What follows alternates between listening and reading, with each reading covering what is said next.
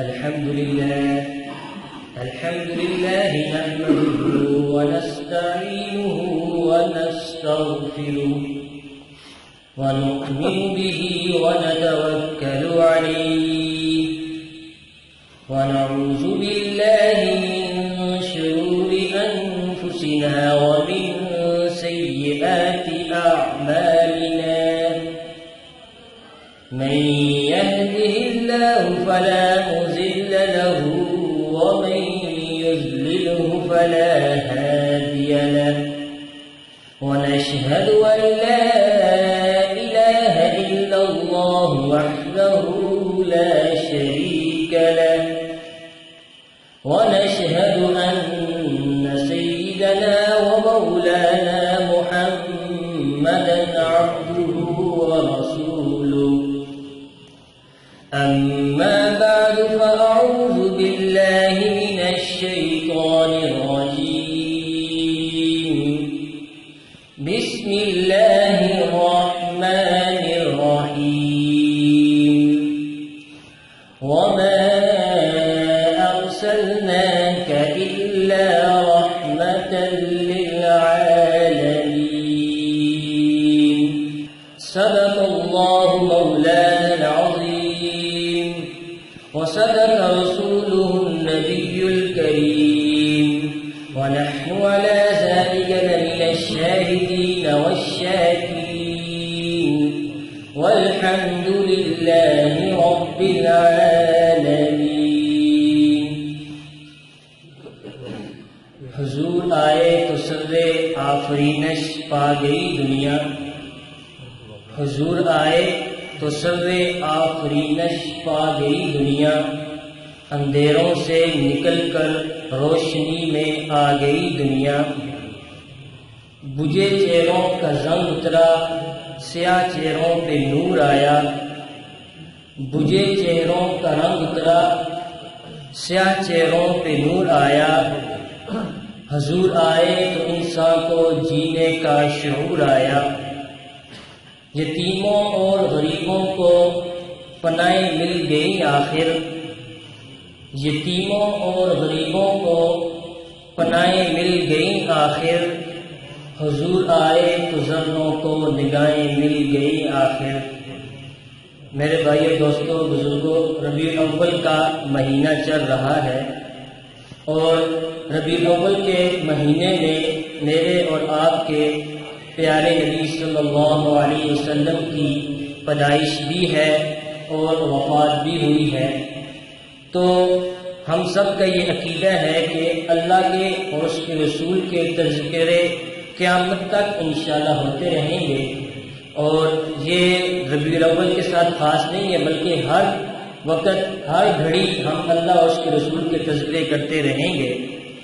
تو ربیع الاول کے ساتھ چونکہ اس کی خاص نسبت ہوتی ہے، اس وجہ سے اس مہینے میں اللہ کے رسول صلی اللہ علیہ وسلم کے تذکرے زیادہ کیے جاتے ہیں.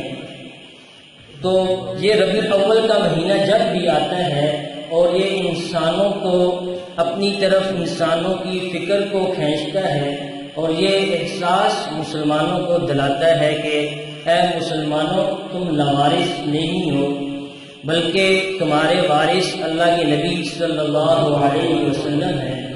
کیونکہ جو لوارث ہوتا ہے وہ اس کی مرضی ہوتی ہے اور جس طرح زندگی گزارے اس کو کوئی روکنے والا نہیں ہوتا.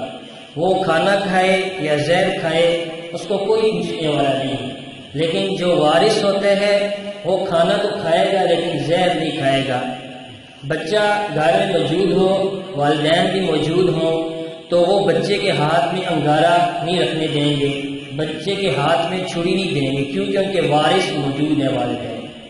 تو جس کا کوئی وارث نہیں ہوتا وہ چاہے انگارہ ہاتھ میں پکڑے چاہے چھری ہاتھ میں پکڑے اس کو کوئی پرواہ نہیں ہے. لیکن جو وارث ہوتے ہیں جن کے سروں پہ والدین کا ہاتھ ہوتا ہے، سایہ ہوتا ہے، والدین کبھی بھی ان کو اس طرح کی حرکت کرنے نہیں دیں گے. تو میرے اور آپ کے وارث اللہ کے نبی صلی اللہ علیہ وسلم ہیں جو حقیقی وارث ہیں.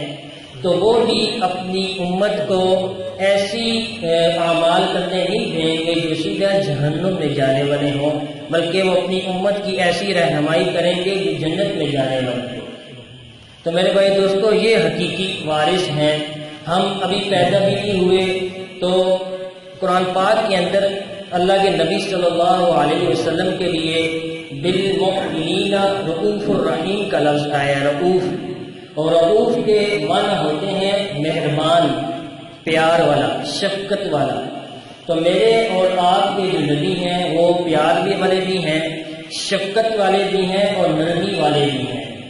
میری اور میرے سے یا آپ اپنے آپ کو لینے کے والدین اتنی محبت نہیں کرتے جتنی اللہ کے نبی ہم سے محبت کرتے ہیں، والدہ اتنی محبت نہیں کرتی جتنے کہ اللہ کے نبی ہم سے محبت کرتے ہیں۔ اس کی دلیل کیا ہے کہ ہم پیدا بھی نہیں ہوئے، ہمارے لیے رو رہا کون ہے؟ اللہ کے نبی رو رہے ہیں۔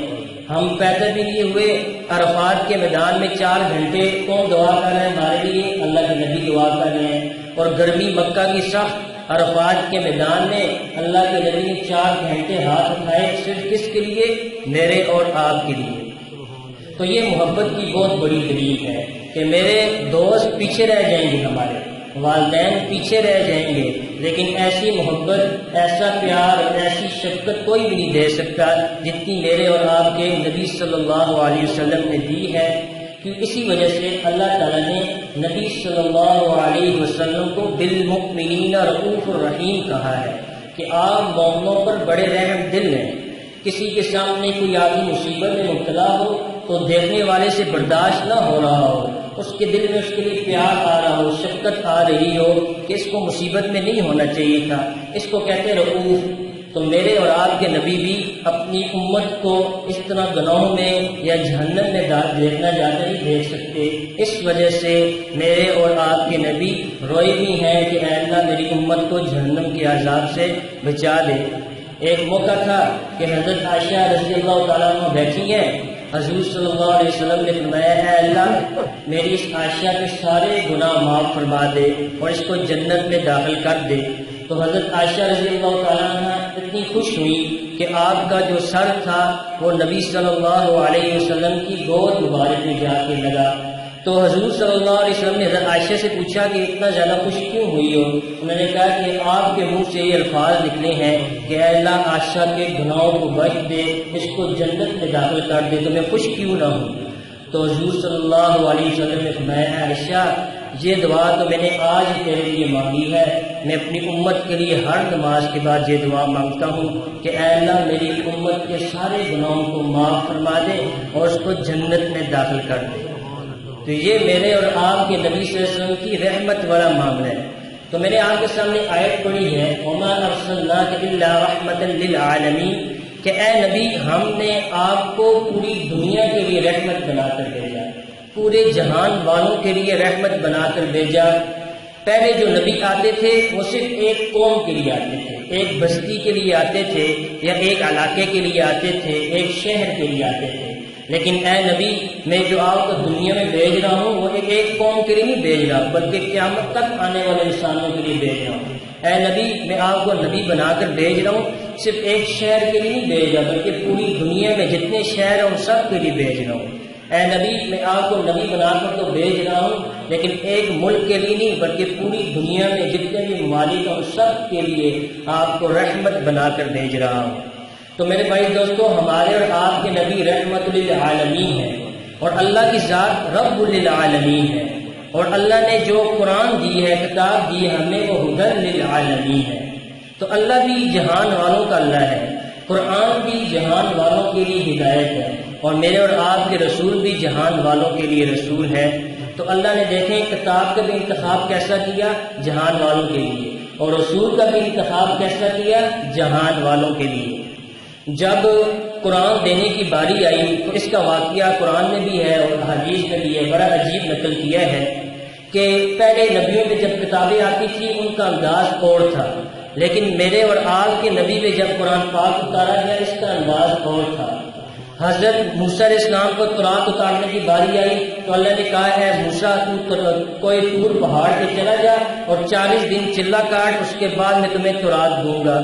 جب حضرت عیسیٰ علیہ السلام کو داؤد کو انجیل دینے کی باری آئی تو اللہ تعالیٰ نے فرمایا کہ اپنے عبادت خانے میں بیٹھ جاؤ تو میں آپ کو کتاب دے دوں گا۔ جب زبور دینے کی باری آئی حضرت داؤد علیہ السلام کو، ان کو بھی یہ کہا اپنے عبادت خانے میں بیٹھ جاؤ، تھوڑا سا انتظار کرو، اس کے بعد میں تمہیں زبور دوں گا۔ لیکن قربان جاؤں، جب میرے نبی صلی اللہ علیہ وسلم کی باری آئی تو میرے نبی کو انتظار نہیں کرنا پڑا، میرے نبی کو چلہ نہیں کاٹنا پڑا، میرے نبی کو کوئی ٹور پہ نہیں جانا پڑا، بلکہ میرے نبی مکہ میں ہے تو قرآن کو مکہ میں بھیج دیا۔ میرے نبی صلی اللہ علیہ وسلم مدینہ میں ہے تو قرآن کو مدینہ میں بھیج دیا۔ میرے نبی صلی اللہ علیہ وسلم مکہ کی بازاروں کے اندر ہے، قرآن بازار میں۔ میرے نبی محلے میں تو قرآن محلے کے اندر ہے۔ میرے نبی غزوہ بدر لڑ رہے ہیں تو قرآن بھی وہاں بھیج دیا۔ میرے نبی غزوہ حنین میں ہے تو قرآن کو بھی غزوہ حنین میں بھیج دیا۔ میرے نبی کو انتظار نہیں کرنا پڑا، حتیٰ کہ میرے نبی صلی اللہ علیہ وسلم حضرت عائشہ رضی اللہ تعالیٰ کے بستر پر ہے تو قرآن بھی بستر پہ بھیج دیا ہے۔ تو یہ میرے اور آپ کے نبی صلی اللہ علیہ وسلم کے اوپر جو کتاب اتاری ہے اس کا انداز بھی اللہ نے مختلف کر دیا، چینج کر دیا، کہ میرے نبی کو مشقت برداشت نہیں کرنی پڑی، نہ ہی انتظار کرنا پڑا۔ جس جس جگہ میرے نبی ہیں قرآن وہیں اتار دیا، وہیں وحی کا نزول شروع ہو جاتا تھا۔ تو یہ قرآن اور احادیث میں بڑی عجیب پہلی کتابوں کے اتارنے کا اور اس کتاب کے اتارنے کا ذکر کیا گیا ہے۔ تو میرے نبی صلی اللہ علیہ وسلم یہ جہان والوں کے لیے رحمت بن کر آئے ہیں۔ اب جہان میں کون کون داخل ہے؟ جانوروں کے لیے بھی رحمت بن کر آئے ہیں، انسانوں کے لیے بھی رحمت بن کر آئے ہیں، اسی طرح کافروں کے لیے بھی، دشمنوں کے لیے بھی رحمت بن کر آئے ہیں، جمادات نباتات جتنی بھی ہیں ان سب کے لیے رحمت بن کر آئے ہیں، بیٹیوں کے لیے، بوڑھوں کے لیے اور مزدوروں کے لیے، یتیموں کے لیے، سب کے لیے میرے نبی رحمت بن کر آئے ہیں۔ آپ تاریخ اٹھا کر دیکھیں، احادیث کے اندر بھی جب اللہ کے نبی کا نزول دنیا میں نہیں ہوا تھا اس وقت لوگوں کی کیا حالت تھی، عورتوں کے بارے میں لوگوں کا کیا نظریہ تھا، حتیٰ کہ عورتوں کو وراثت میں حصہ نہیں دیا جاتا تھا، عورتوں کو زندہ درگور کر دیا جاتا تھا، والد کے دل میں بیٹی کی کوئی محبت نہیں ہوتی تھی، والد اپنی بیٹی کو نفرت کی نگاہ سے دیکھتا تھا، بھائی اپنی بہن کے لیے نفرت کی نگاہ سے دیکھتا تھا۔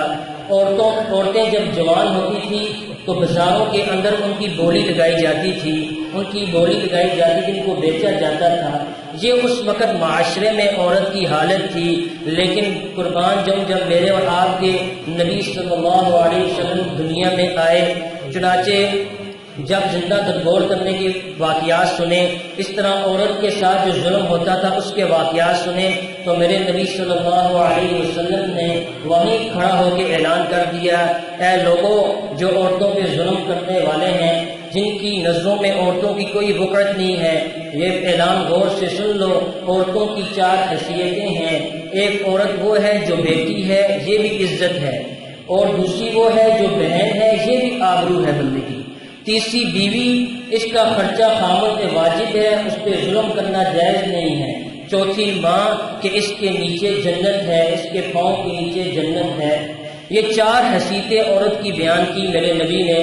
آپ غور کریں، جس معاشرے میں عورت کو صحیح نگاہ سے نہیں دیکھا جاتا تھا، اس کی بولی لگائی جاتی تھی، اس پہ ظلم کیا جاتا تھا، لیکن جب میرے اور آپ کے نبی دنیا میں آئے تو اسی عورت کے قدموں کے نیچے جنت کو رکھ دیا، جس جنت کے حصول کے لیے ایک آدمی 80 سال محنت کرتا رہتا ہے، جس جنت کے حصول کے لیے کتب ابدال اللہ کے ولی اتنا عرصہ مجاہدے برداشت کرتے رہتے ہیں، اسی جنت کو اس عورت کے قدموں کے نیچے رکھ دیا جس عورت کی معاشرے میں کوئی وقت نہیں تھی۔ اور وہیں جب بیٹیوں کو زندہ درگور کیا جاتا تھا، اللہ کے نبی کے سامنے جب واقعات آتے تھے کہ ایک صحابی نے کہا کہ میں نے اپنی بیٹی کو زندہ درگور کیا، تو اللہ کے نبی کی آنکھوں سے آنسو آ گئے۔ کیوں آنسو آئے؟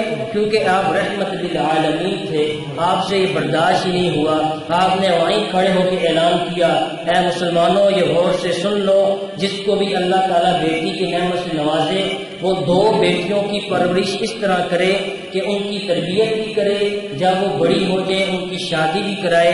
تو غور سے سن لو، ایسے آدمی کل قیامت کے دن میرے ساتھ اس طرح ہوگا جس طرح یہ دو انگلیاں ہوتی ہیں۔ آپ نے شہادت کی انگلی اور درمیان والی انگلی سے اشارہ کیا، جس طرح ان دونوں کے درمیان فاصلہ نہیں ہے، کل جنت میں وہ میرا پڑوسی ہوگا، ہمارے درمیان میں فاصلہ نہیں ہوگا۔ تو جب اللہ کے نبی نے یہ حدیث بیان کی تو کون امتی ہے جو اس خوشی میں اپنی بیٹی کی پرورش نہیں کرے گا؟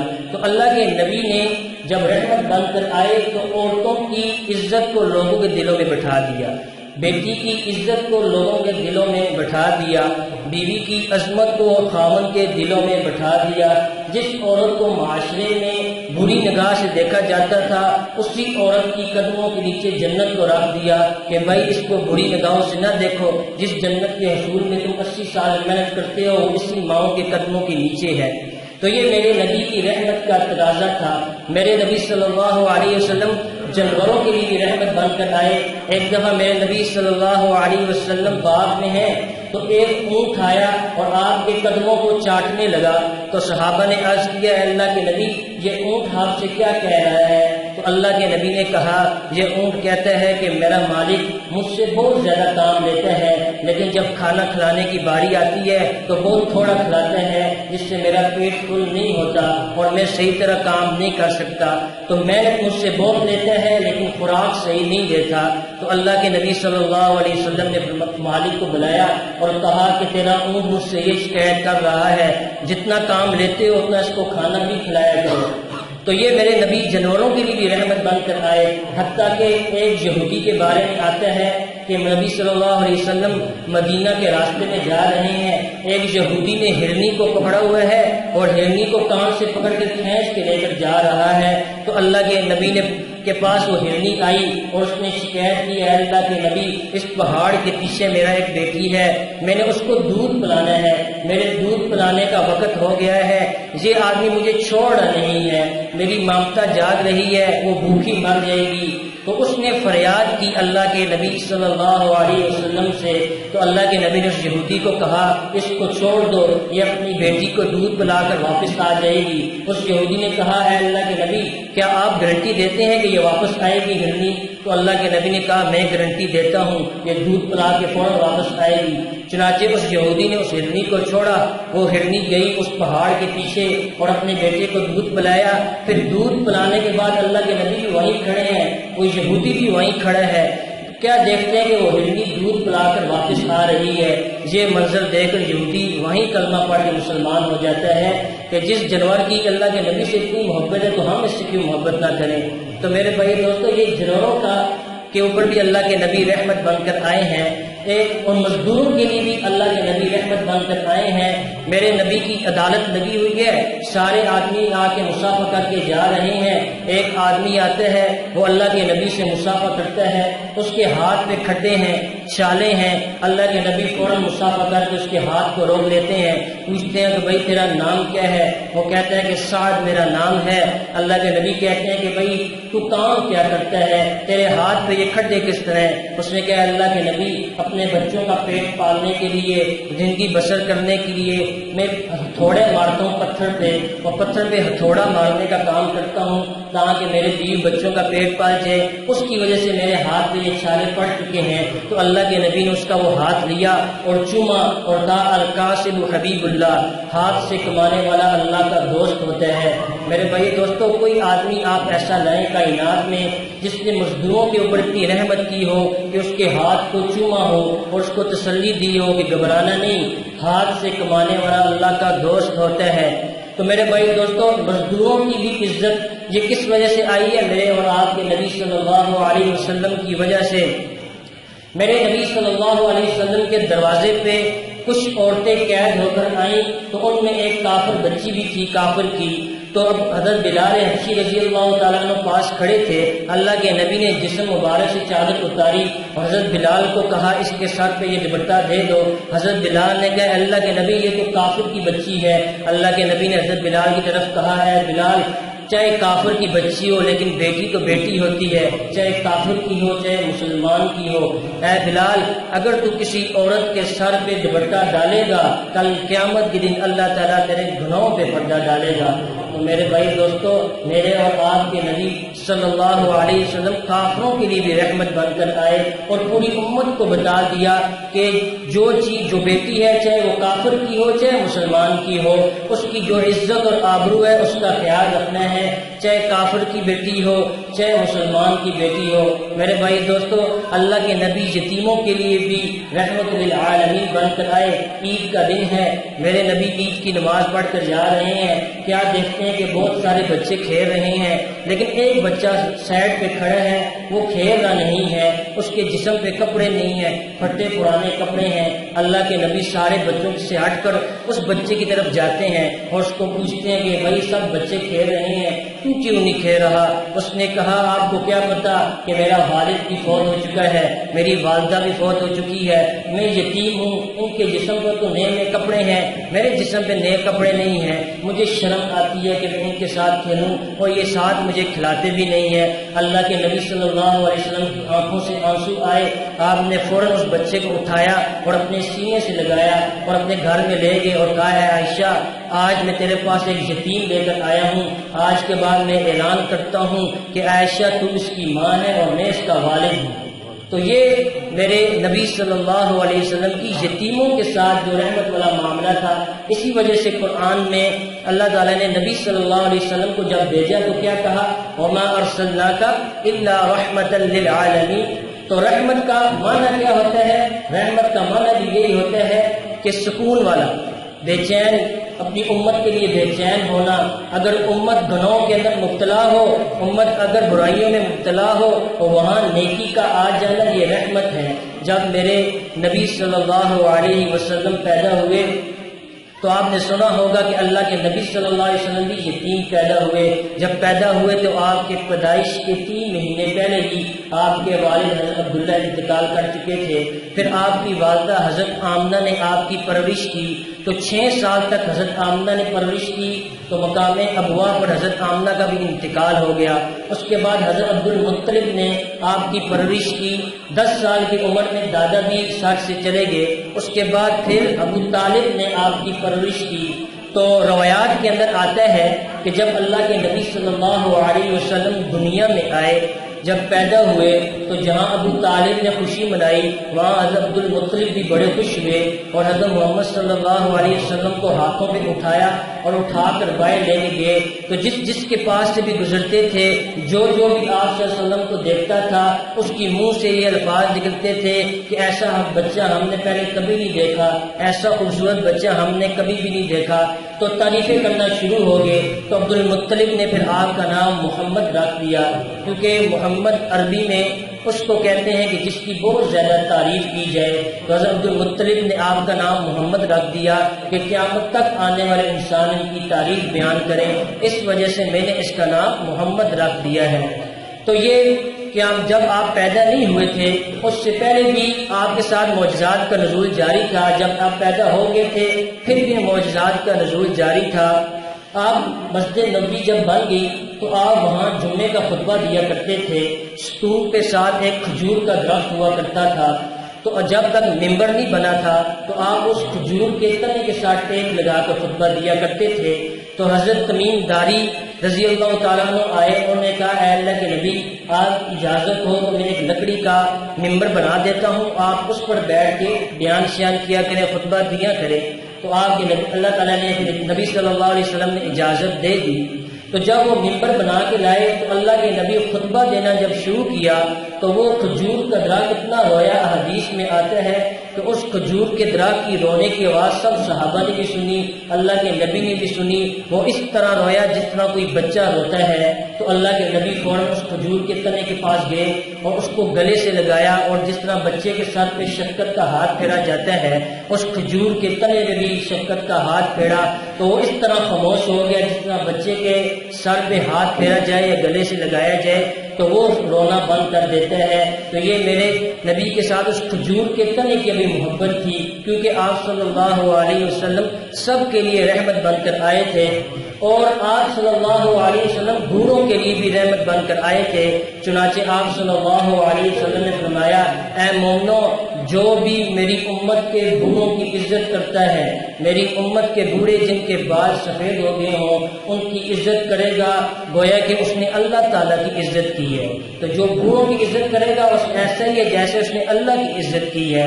تو میرے بھائی دوستو، میرے نبی نے سب کے سامنے بوڑھوں کی عزت بھی لوگوں کے دلوں میں بٹھا دی کہ ان کے ساتھ بھی برا سلوک نہیں کرنا، اور بچوں کے بارے میں بتایا کہ جو بچوں پہ شفقت نہیں کرتا اور ہمارے بڑوں کی عزت نہیں کرتا وہ بھی ہم میں سے نہیں ہے، کیونکہ آپ صلی اللہ علیہ وسلم رحمت بن کر آئے تھے۔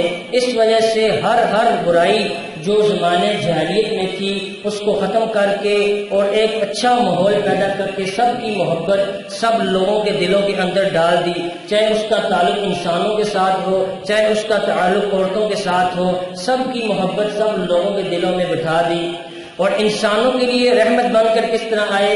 تو اللہ کے نبی صلی اللہ علیہ وسلم نے دعا فرمائی اللہ تعالیٰ سے، اے اللہ تعالیٰ، جب میں دنیا میں موجود ہوں یا دنیا سے چلا جاؤں، میری امت پر ایسا عذاب نہ اتارنا جس سے میری امت کی شکلیں بگڑ جائیں، کیونکہ پہلی امتوں پر جب عذاب آتا تھا تو سب لوگوں کی شکلوں کو بگاڑ دیا جاتا تھا، بہت سے لوگوں کی شکلیں پہچانی نہیں جاتی تھی۔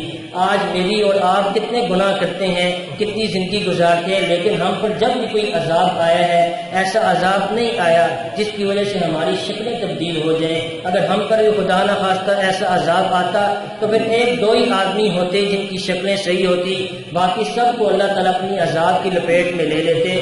تو یہ انسانوں کے لیے بھی میرے اور آپ کے نبی رحمت بن کر آئے ہیں کہ کتنا بڑا احسان اللہ کے نبی نے ہم سب پر کر دیا ہے۔ تو یہ میرے اور آپ کے نبی کی رحمت کا تقاضا ہے۔ لیکن میرے بھائی دوستوں، ایک واقعہ بیان کر کے ختم کرتا ہوں کہ مسجد دہلوی یہ انڈیا میں بہت بڑی مسجد ہے۔ اس مسجد کے پاس ایک فقیر ہوتا تھا، وہ بھیک مانگا کرتا تھا۔ تو ایک دفعہ ایک انگریز اس مسجد کا ٹور کرنے کے لیے آیا، اور وہ عیسائی تھا، انگریز عیسائیت کے ساتھ اس کا تعلق تھا۔ تو اس معذور کا اللہ کے نبی کے ساتھ بڑا عشق والا معاملہ تھا۔ تو یہ مزدور نے اس جو فوجی افسر تھا انگریز کا، اس کو سلوٹ کیا تاکہ یہ مجھے کچھ پیسے شیسے دے دے۔ تو اس انگریز نے اپنی جیب سے کچھ پیسے نکالے اس فقیر کو دے دیے۔ جب وہ انگریز مسجد کا ٹور کر کے واپس جانے لگا تو جب وہ گھر میں پہنچا تو اس نے اپنی جیب میں ہاتھ ڈالا تو اس کی جیب سے بٹوا غائب تھا، نیچے گر گیا تھا یا کہیں غائب ہو گیا تھا۔ تو اس نے کہا چلو خیر ہے، کوئی بات نہیں، پیسے آنے جانے کی چیز ہے، پھر آ جائیں گے۔ تو ایک دفعہ جب چھٹی آئی تو اس کی بیوی نے کہا کہ میرا بھی دل کرتا ہے کہ یہ مسجد دہلوی، اس کو میں بھی دیکھوں، بڑی خوبصورت مسجد ہے، تو مجھے لے کے جاؤ۔